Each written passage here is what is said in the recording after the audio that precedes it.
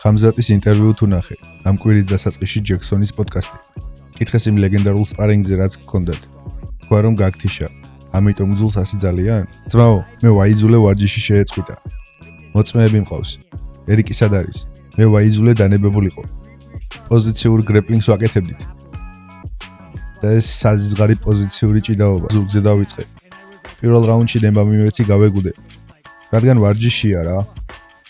მოდი ამ პატარა ბიჭზე სიმართლეს გეტყვი.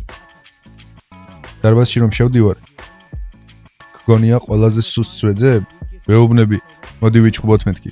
არა, პოულობ ყველაზე დიდს, ყველაზე საშიშს და ვეუბნები, ჰეი, შენთან სპარინგი მინდა. ხამზატი კი დარბაზში რომ შემოდიოდა, ირჩევდა ყველაზე პატარას და იტყოდა. ოჰ, ის ჩემს მეტოქეს გავსო. უბრალოდ ცემი დადებილებდა მათ. ეს ნამდვილი ამბავია. ჩემი გუნდი დაგიდასტურებ. ის ყოველთვის პატარებს ირჩევდა. ჩიმაევილა ჩარია, ჩაგვრელია და თუ დააკვირდებით რას აკეთებს დივიზიონში, უბრალოდ გარბის და იმალება. ახლა 93 კილოში უნდა გადასვლა და ირჟისთან ჭუბი. შენ ჩემპიონიც კი არ ხარ მეგობარო, უბრალოდ გარბი ხარ და იმალები. ასე იქცეოდი ჩვენთან ვარჯიშზე და ასე იქცევი დივიზიონშიც.